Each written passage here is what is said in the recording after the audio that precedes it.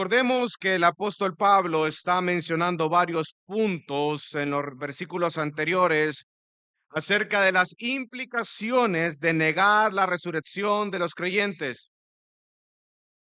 Y ese era un argumento no válido para los creyentes en Corintios. Él ahora se direcciona a demostrar que la resurrección de Cristo, algo que tanto los corintios como Pablo creen verdaderamente, hace de la resurrección de los creyentes algo inevitable, algo que va a pasar, algo que va a suceder. Amados hermanos, como hemos estado estudiando anteriormente, la resurrección de Cristo marcó un antes y un después de la historia. Es una realidad escatológica con diversas implicaciones en nuestra vida cristiana. Si Cristo resucitó, entonces Él vendrá nuevamente por su iglesia en gloria. Y recordemos que para la mente judía hablar de la resurrección era hablar de acontecimientos últimos del fin. El hecho de que la resurrección se había dado en la historia significaba que el fin había sido puesto en movimiento. Como lo estudiamos en el sermón anterior, el argumento de Pablo es claro. Si Cristo resucitó, Él es nuestra garantía de que la resurrección de nosotros los creyentes va a pasar, va a suceder, es algo real. Aquellos que están en Cristo. Y ese es el punto central de estos versículos de Pablo. Por eso él empieza, dice, pero ahora Cristo ha resucitado entre los muertos. Él no está, él está afirmando esa verdad. Cristo ha resucitado entre los muertos y es primicias de los que durmieron. Recordando un poquito el sermón pasado, hablamos de que las primicias representan o son la primera parte dada en ofrenda para sacrificio a Dios. Sin embargo, también representa el primer producto agrícola de la temporada y señala que habrá una cosecha completa que aún está por llegar.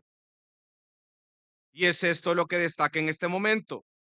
Es una metáfora que utiliza Pablo para representar el hecho de que el primer fruto de la cosecha, es decir, la resurrección de Cristo, sirve como una especie de garantía para la cosecha completa, que es la resurrección de los creyentes. Y ahora él va a entrar, a ampliar un poco más este argumento.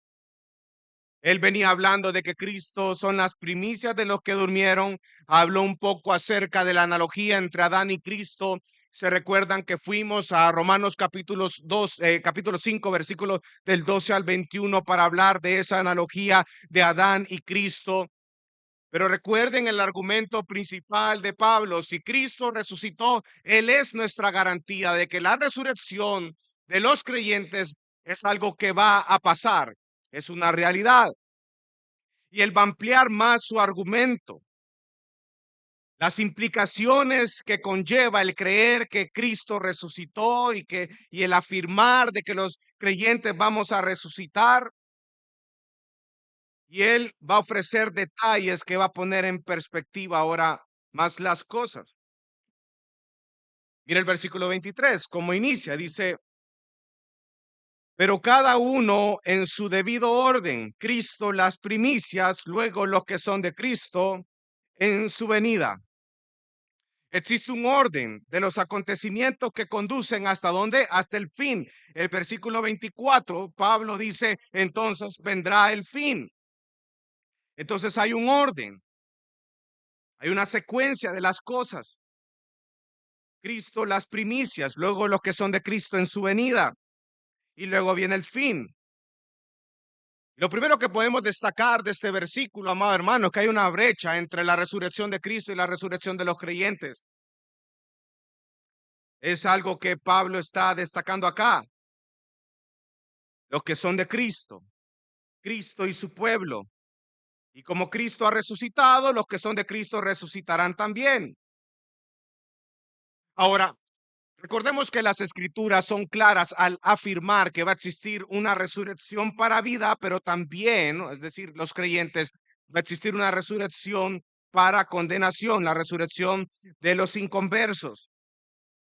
Algo que según las escrituras en Juan 5:29 sucederá para vergüenza y desprecio eterno. Pero Pablo no menciona aquí la resurrección de las personas inconversas, las personas que no están en Cristo, porque el punto de Pablo, recuerden, el punto de Pablo es la resurrección de los creyentes. Y como esta resurrección para vida eterna está conectada con la resurrección de Cristo.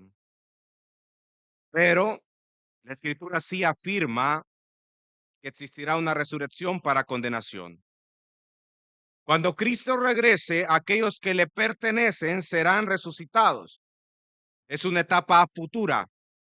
En este punto hay un acuerdo independientemente de la posición escatológica. Todos creemos de que habrá una resurrección. Donde está la discusión, el meollo es en qué momento se da la resurrección. Pero Pablo aquí nos afirma y dice que primero es Cristo, porque Cristo es las primicias, son las primicias. Luego los que son de Cristo en su venida. Y entonces, dice la palabra en el versículo 24, vendrá el fin, cuando entregue el reino al Dios y Padre, después de que haya abolido todo dominio y toda autoridad y poder. Entonces vendrá el fin. Y surge la pregunta, hermano y hermana, ¿cuándo sucederá el fin? Según estos versículos, el fin sucederá cuando sucedan dos cosas o cuando Cristo realice dos cosas. En primer lugar, y esos son los dos aspectos que vamos a estar estudiando en esta noche. En primer lugar, dice ahí en el versículo 24 que Cristo debe de entregar el reino al Dios y Padre.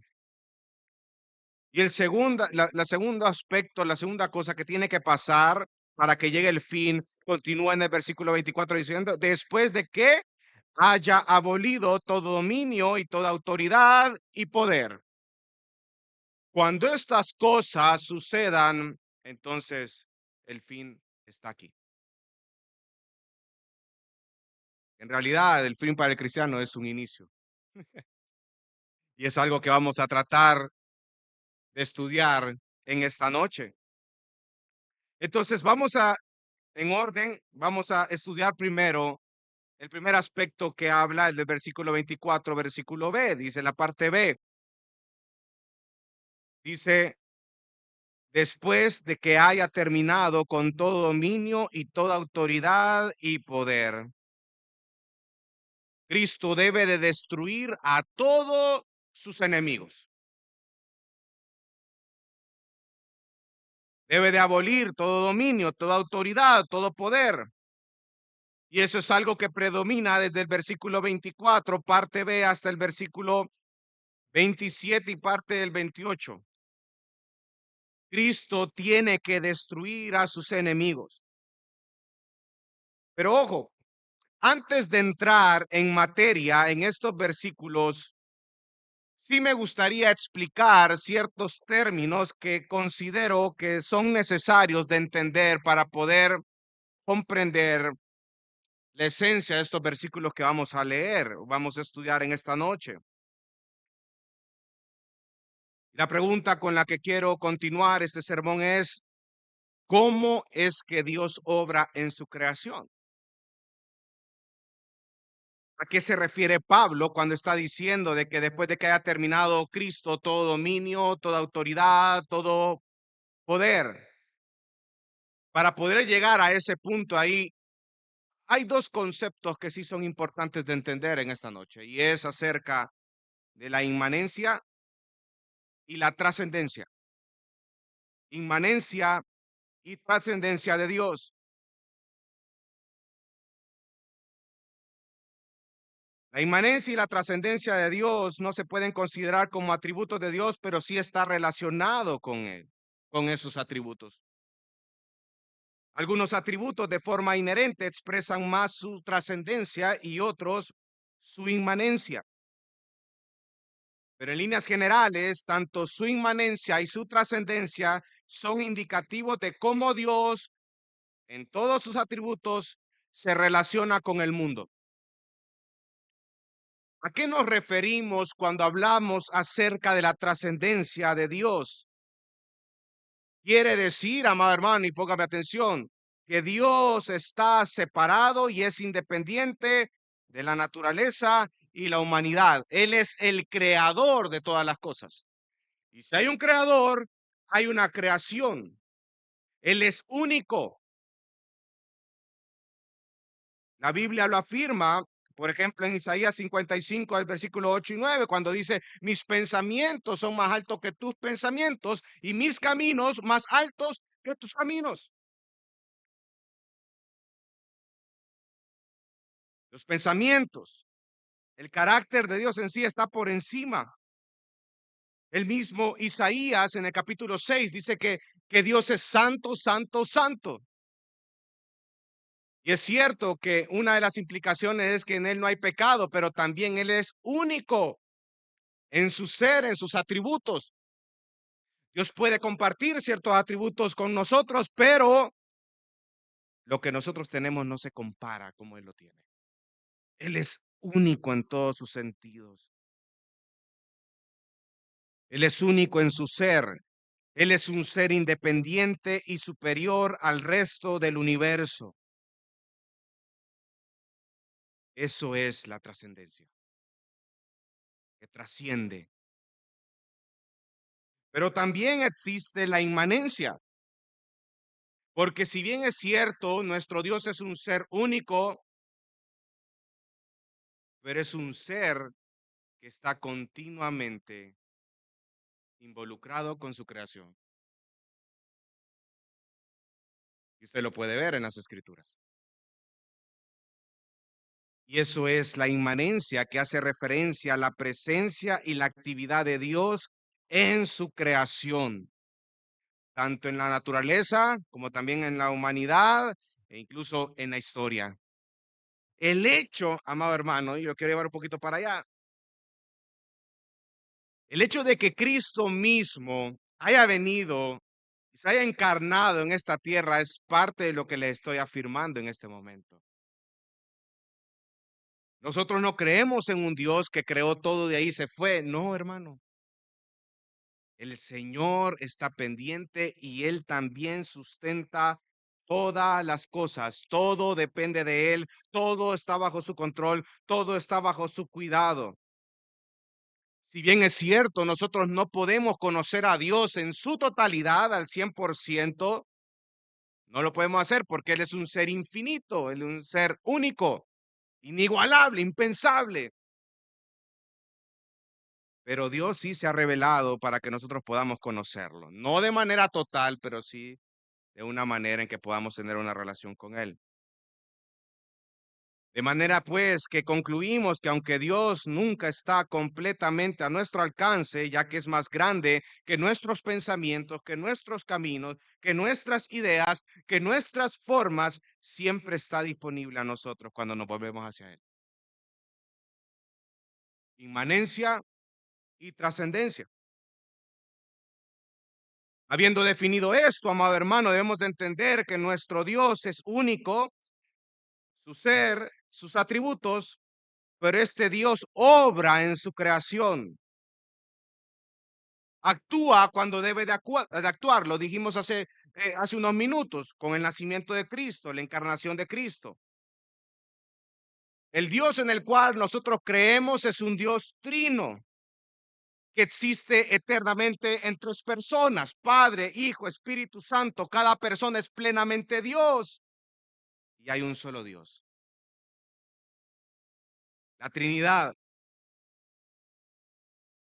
pero es un Dios trino que obra en su creación y lo acabamos de, bueno, lo estuvimos leyendo un poquito. Ahora, cuando hablamos de trascendencia, debemos de hablar de ontología. Y cuando hablamos de inmanencia, también la Trinidad tiene algo que se conoce como la economía de la Trinidad, cómo la Trinidad obra. Y en este punto sí, ya vamos a meternos un poquito más de lleno, específicamente hablando en la obra de la redención, que es lo que Pablo está tratando de tocar acá. Que hay una función, hay un rol de cada persona de la Trinidad en la obra de la redención. Sin perder 1 Corintios 15, vayamos a 1 Pedro capítulo 1, versículo 2.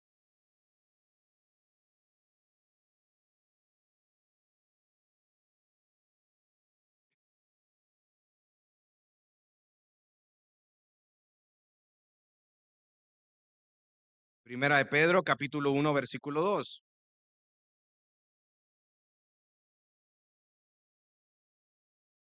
¿Ya lo tienen?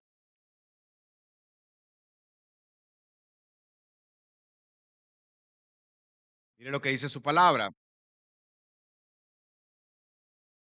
Según el previo conocimiento de quién. ¿Ya lo tienen, hermanos? Amén.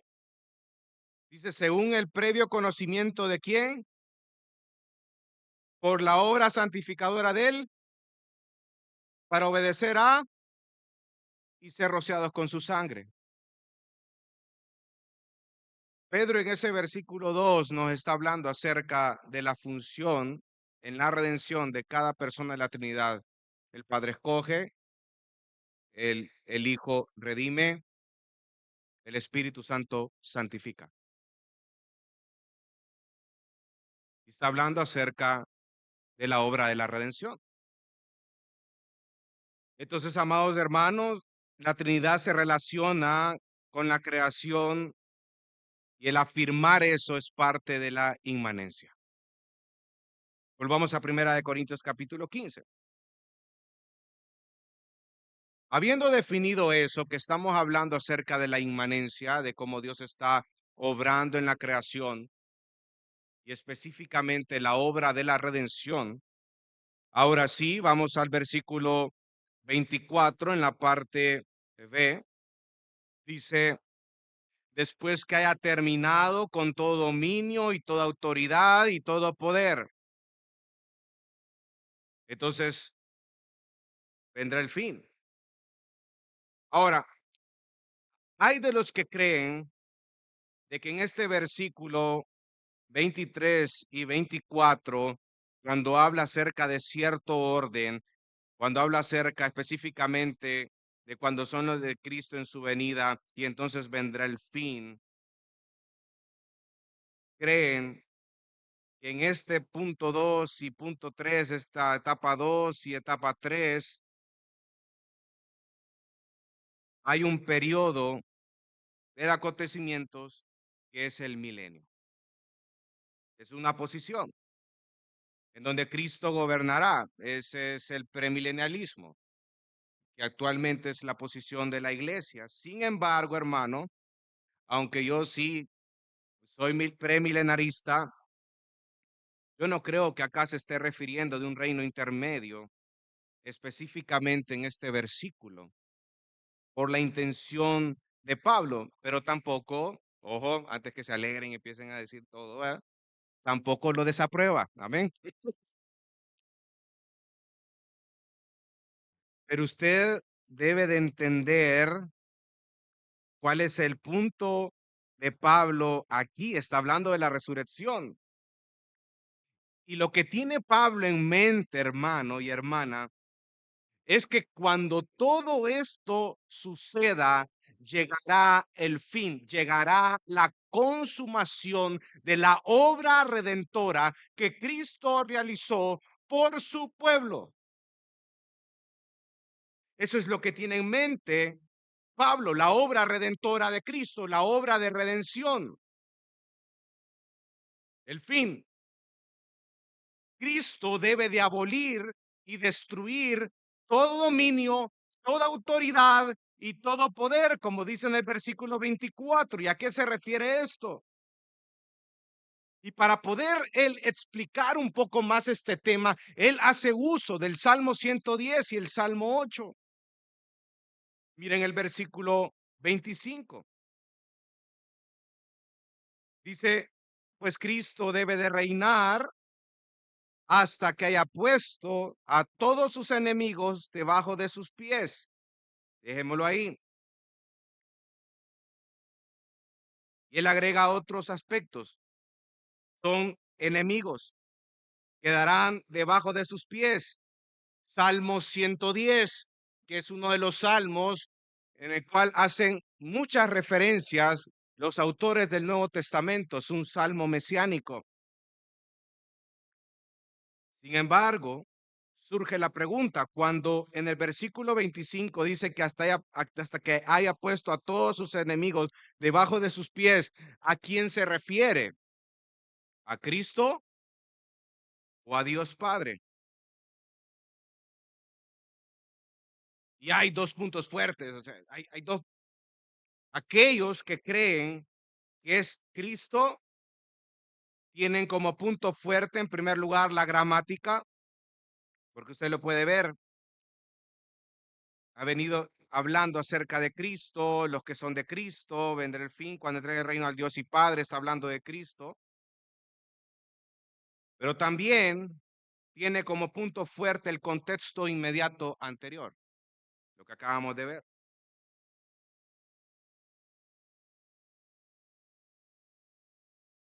Vienen hablando acerca del reino de Cristo. Pero aquellos que sostienen que en este versículo 25 hace referencia a Dios Padre, a Dios, tiene como punto fuerte el Salmo 110 en su contexto, donde es el mismo Dios, es el que pone todas las naciones, pone a los pies todas las cosas a los pies del Mesías. Y también tiene como punto de fuerte que después en los versículos 27 y 28 habla acerca de Dios. Interesante, porque lo que viene después, es decir, el versículo 28, es Dios es designado como el sujeto del Salmo 8:6, como quien es Él, el que ha sometido todas las cosas a Cristo. Pero en este punto, personalmente me voy por la gramática, hermano. Así que considero yo que en el versículo 25 está refiriéndose a Cristo. Acuérdense el punto de Pablo. El punto de Pablo es cómo la obra redentora del Mesías llega a su consumación final.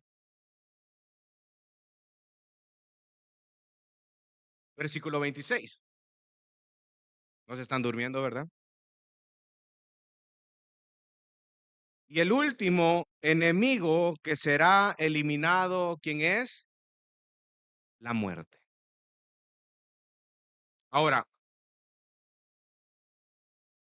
a mí me gustó al armar lo que es el sermón y estudiar los versículos. Este versículo 26, si usted ve un gran sándwich, no sé si tiene hambre, ¿verdad? Pero si usted tiene un gran sándwich, este versículo 26 es, eh, es, es el pedazo de jamón de pavo ahumado con tocino.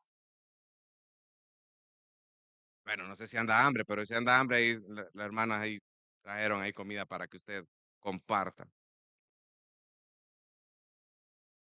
El último enemigo que será abolido es la muerte. Si usted pone esto como el centro, usted puede ver la relación que tiene. Por ejemplo, cómo inicia el capítulo 15, versículo 24. Entonces vendrá el fin. ¿Cómo finaliza el versículo 28? Para que Dios sea todo en todos. Luego usted puede ver siempre el versículo 24 dice cuando entregue el reino al Dios y Padre, como dice en el versículo 28, y cuando todas las cosas se le sujeten, entonces aún el Hijo mismo se sujetará a aquel que puso todo bajo su dominio.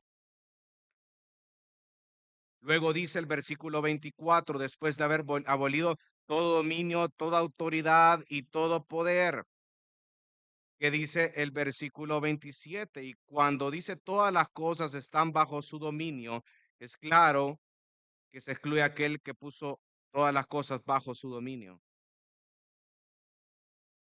Versículo 25 dice, porque él deberá gobernar hasta que haya puesto a todos a sus enemigos bajo sus pies.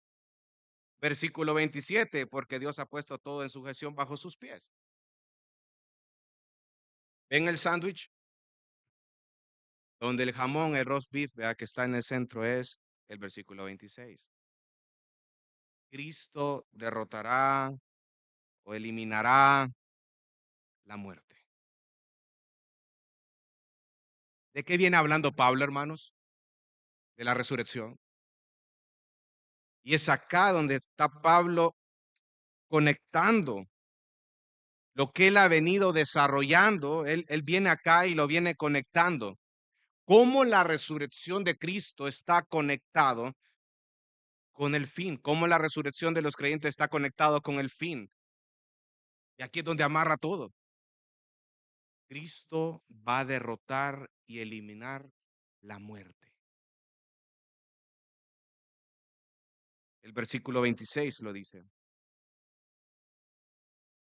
Cristo va a destruir la muerte.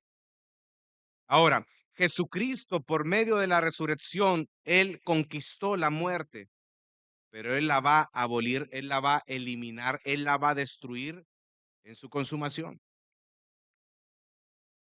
Cuando Él destruya la muerte, dice el versículo 26, que la muerte es el último enemigo que será eliminado. Entonces, cuando destruya la muerte es el último enemigo. Y esto es una preciosa verdad que debemos de atesorar nosotros como creyentes, porque aunque nosotros muramos, amados hermanos, nosotros le pertenecemos a Cristo y seremos resucitados en Él. La muerte no prevalecerá en nosotros porque Cristo ha vencido a la muerte en la cruz del Calvario. Aleluya. Esto es algo que debemos de atesorar en nuestros corazones como creyentes. Nosotros le pertenecemos a Cristo, hermano, y Cristo conquistó la muerte.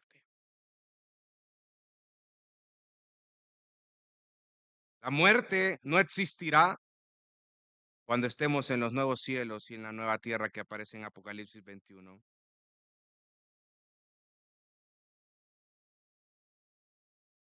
Pregunta, ¿de qué te preocupas, hermano y hermana? A veces nosotros vivimos una vida lejos de estas verdades de las Escrituras. Muchas veces suceden cosas en nuestras vidas, pruebas, situaciones adversas, y nosotros pensamos con un panorama fatalista de las cosas. Ay, quiero que todo esto se acabe y como que todo esto, como que ya va a ser el fin.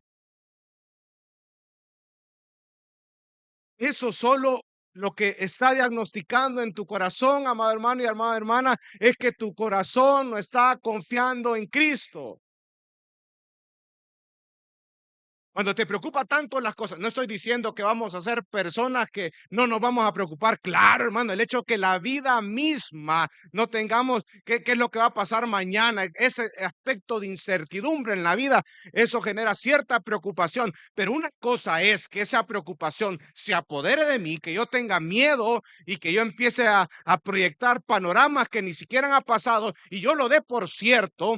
Y otra cosa es que a través de esa preocupación yo ore y confíe en el Señor. Son dos cosas totalmente diferentes. Una es pecaminosa y la otra es piadosa. Una te llega a preocuparte tanto por ti en tu egoísmo y pensar que las cosas van a suceder a tu manera y que tú eres el soberano y que tú sabes lo que va a pasar. La otra cosa, esa es la pecaminosa. La otra cosa, cuando es un temor piadoso, te lleva a confiar en Dios y a pesar de lo que va a pasar, Señor, tú sabes lo que haces y yo confío en tu voluntad.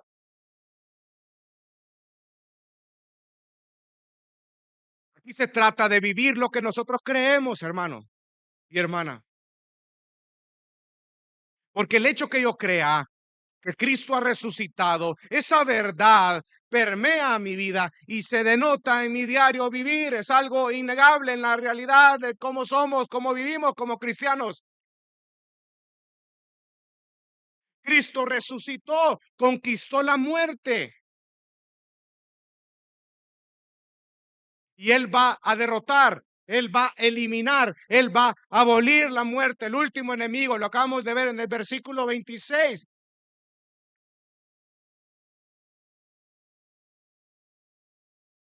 ¿Y de qué te preocupas, hermano? ¿Dónde está tu confianza? ¿Cómo tú vives en el día a día a la luz de esta realidad? Porque vivir de estos principios, llevarlos a la práctica, implica madurez, implica carácter, implica crecimiento a la estatura del varón perfecto que es Cristo. Entonces el versículo 26 nos dice que el último enemigo que será eliminado es la muerte. Y de ahí vamos al versículo 27, dice, porque Dios ha puesto todo en sujeción bajo sus pies. Pero cuando dice que todas las cosas están sujetas a Él, es evidente que se exceptúa aquel que ha sometido a Él todas las cosas. Recuerden, estamos dentro de la inmanencia de Dios, estamos hablando acerca de la obra de la redención y en esto estamos desarrollando estos versículos. Y ahora Pablo, él ocupó anteriormente el Salmo 110 y ahora ocupa el Salmo 8. El Salmo 8:6. Un salmo que habla acerca de qué, hermanos, de la creación.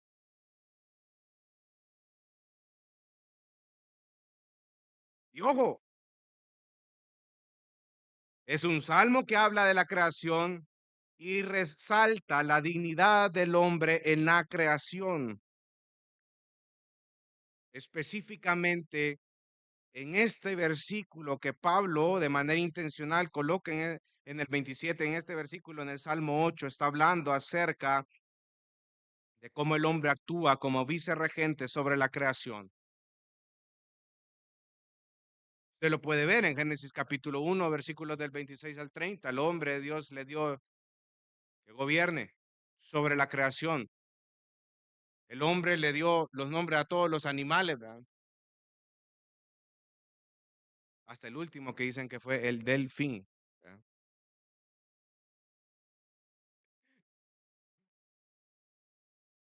Entonces el Salmo 8, versículo 6, habla acerca de eso, que cómo el hombre actúa como vicerregente sobre la creación.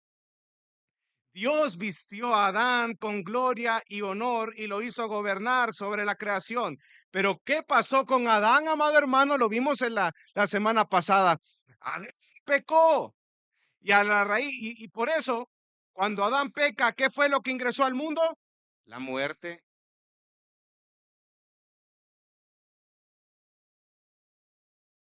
Adán pecó, ingresó la muerte al mundo y la muerte destruye, pero Cristo lo restaura todo.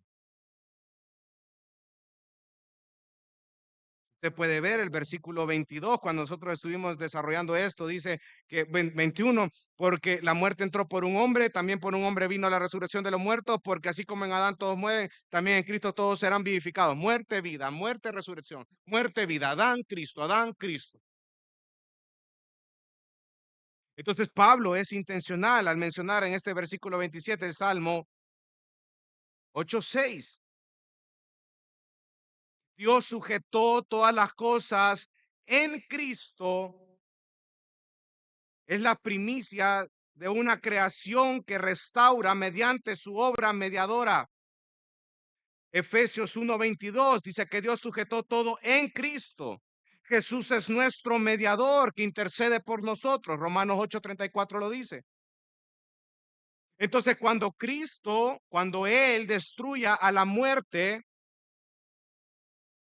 versículo 26, el último enemigo, va a suceder el siguiente aspecto.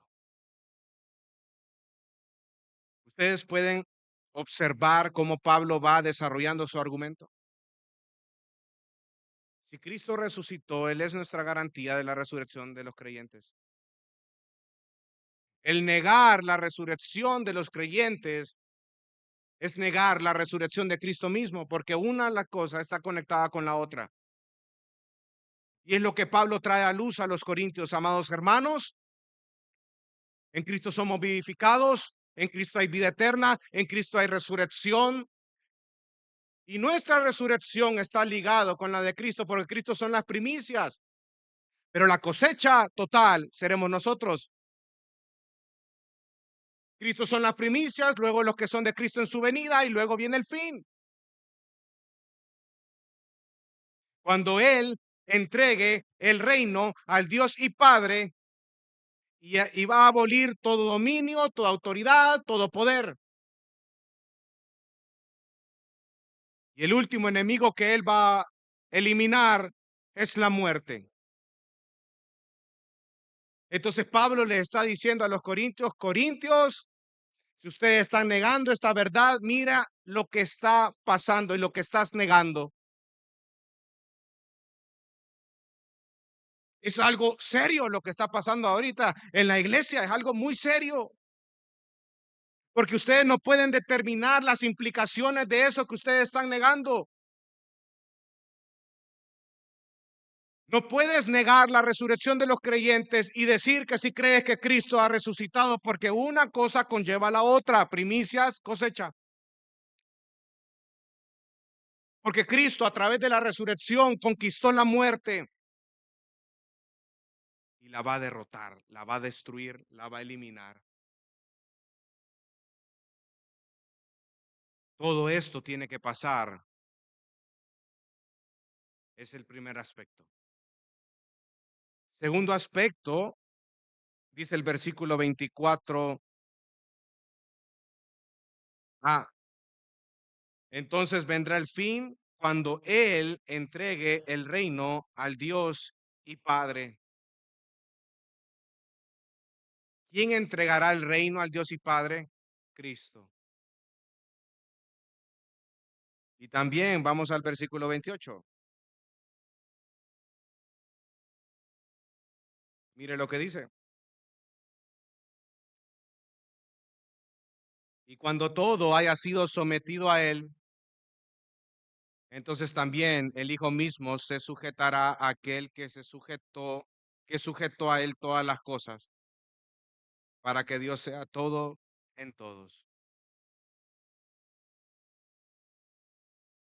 Cristo entrega el reino al Padre. Con la resurrección de Cristo, amado hermano y amada hermana, Dios ha puesto en movimiento una cadena de acontecimientos que va a culminar con la destrucción final de la muerte, para que Dios así vuelva a ser como en la eternidad pasada. Cristo en su rol, función de redentor y mediador, se sujetó al Dios Padre, la obra de la redención. Y eso es lo hermoso, hermano, que cuando Cristo haya terminado la tarea que Dios le encomendó, Él le va a entregar el reino al Dios y Padre. Porque la obra de Cristo ha concluido, su redención ha concluido. Su iglesia y todos aquellos que están en Él están en cuerpos glorificados. Dios entregará al Padre el reino. En otras palabras, misión cumplida. Aquí están los redimidos, aquí están toda la iglesia, están todos aquellos que han creído en el Hijo.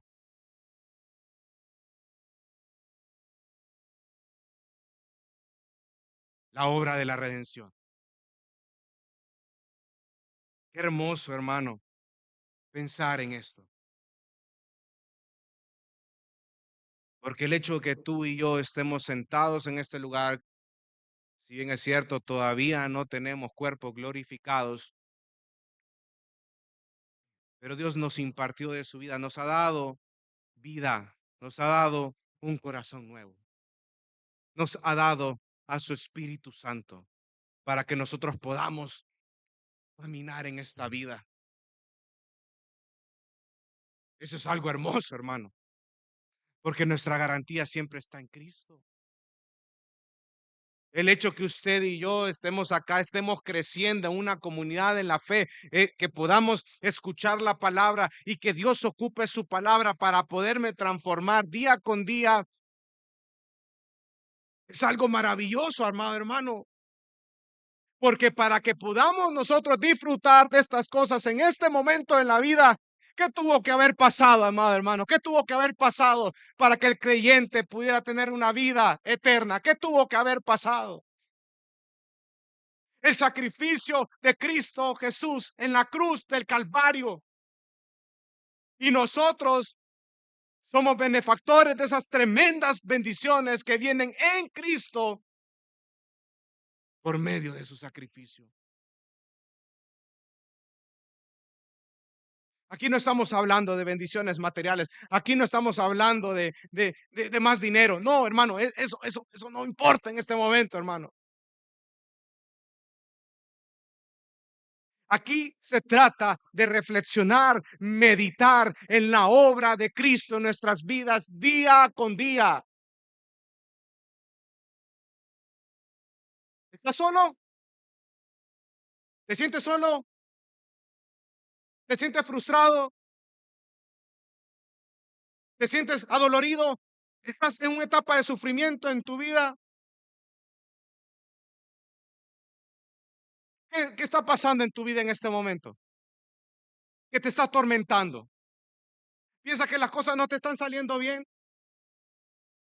Hermano, cuando yo comparo ese dolor, cuando yo comparo ese sufrimiento y yo pongo a mi Cristo a la par, hermano, nada se compara con todo lo que Él ha hecho en mi vida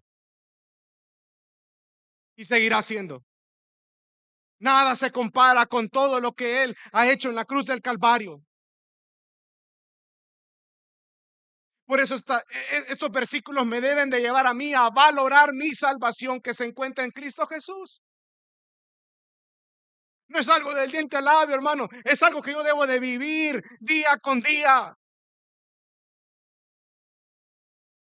Si nosotros atesoramos estas verdades y vivimos y creemos en estas verdades, no fuéramos inconstantes, no fuéramos inmaduros, no fuéramos desagradecidos, no estuviéramos tristes o frustrados con falta de contentamiento, hermano. Al contrario, nuestra vida sería una ofrenda agradable para Él y en gratitud hacia Cristo por todo lo que Él está haciendo en mi vida y lo que Él ha hecho y lo que hará.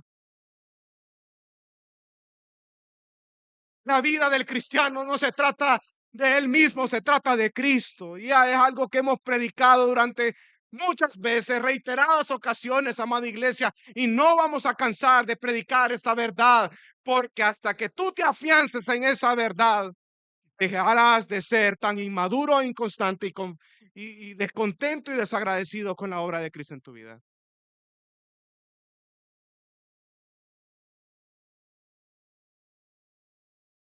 Cristo va a entregar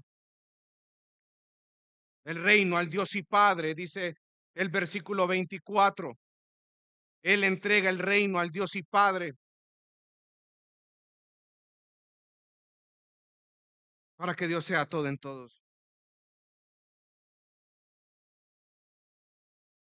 Después de que han pasado estos dos aspectos, después de que Cristo haya derrotado, eliminado a la muerte, el último enemigo, que dice en el versículo 26, después de que Cristo haya entregado el reino al Dios y Padre.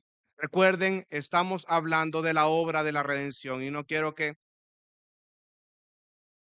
se vayan a otro lado. Estamos hablando de eso. Cristo ha culminado la redención. Entonces llegará al fin. ¿Qué dice en el versículo 24? Cuando Dios sea todo en todos. En ese momento, amado hermano, no hermana, el único gobernante soberano será Dios mismo. Desde el punto de vista de Pablo, desde su perspectiva, la consumación de la redención incluye también la esfera completa de la creación. Colosenses 1, el versículo 15 al 20, lo dice.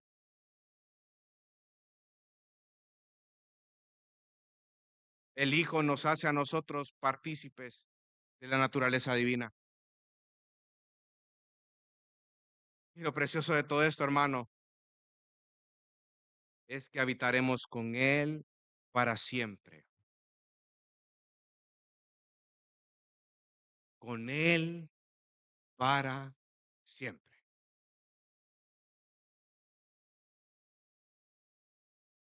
En los nuevos cielos y en la nueva tierra. Vamos a Apocalipsis 21 y con esto vamos a ir aterrizando.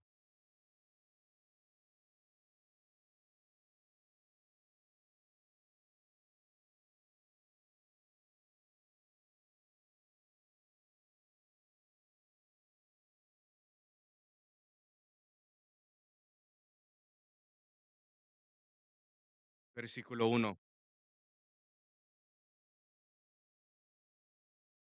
Recuerden que estamos hablando que dice que luego llegará el fin cuando Dios sea todo en todos. Y lea este versículo, este capítulo 21, es increíble, versículo 1. No se duerma, vean. Dice, entonces vi un cielo nuevo y una tierra nueva, porque el primer cielo y la primera tierra pasaron y el mar ya no existe. Y vi la ciudad santa, la nueva Jerusalén que descendía del cielo de Dios, preparada como una novia ataviada para su esposo. Entonces oí una gran voz que decía desde el trono, el tabernáculo de Dios está entre los hombres, y él que habitará entre ellos, y ellos serán su pueblo, y Dios mismo estará entre ellos. ¿Qué era lo que estábamos diciendo en el versículo 28? Para que Dios sea todo en todos. Y mire qué precioso, hermano, aquellos que han venido cargados en esta ocasión aquí a la iglesia, mire lo que dice, que Él enjugará toda lágrima de sus ojos y ya no habrá muerte. ¿Por qué ya no habrá muerte, iglesia? Lo acabamos de estudiar, Primera de Corintios, capítulo 15. Porque Cristo eliminó, derrotó la muerte. Y ya no habrá muerte, ni habrá más duelo, ni clamor, ni dolor, porque las primeras cosas han pasado. El que está sentado en el trono dijo, yo hago nuevas todas las cosas. Y añadió, escribe, porque estas palabras son fieles y verdaderas. También me dijo, ¿qué dijo? Hecho está, hecho está. Yo soy el alfa y la omega, el principio y el fin. Al que tiene sed, yo le daré gratuitamente de la fuente del agua de la vida. El vencedor heredará todas estas cosas y yo seré su Dios y él será mi hijo. Pero los cobardes, incrédulos, abominables, asesinos, inmorables, hechiceros, idólatras y todos los mentirosos tendrán su herencia en el lago que arde con fuego y azufre, que es la muerte segunda. Mi amado hermano, Dios será todo en todos. ¿Por qué? Porque Cristo Jesús ha culminado la obra de la redención. Alabado sea el Padre. Vamos a orar. Dios te bendiga. Realmente es un privilegio para nosotros que puedas escuchar el mensaje de la palabra de Dios. Esperamos que Dios obra en tu vida grandemente a partir de lo que puedas escuchar y aprender a través de este sermón. Sin embargo, creemos que solo este sermón es insuficiente y no debería de suplantar por ningún motivo tu asistencia a una iglesia local. La iglesia local es el medio por el cual Dios obra en la vida de su pueblo. Te motivamos a que busques una iglesia sana donde congregarte o puedas contactarte con nosotros en nuestras redes sociales para que nos puedas visitar. Será un gusto poder servirte y que podamos juntos adorar a Dios en comunión con sus redimidos mientras aprendemos de su palabra. Que el Señor te bendiga.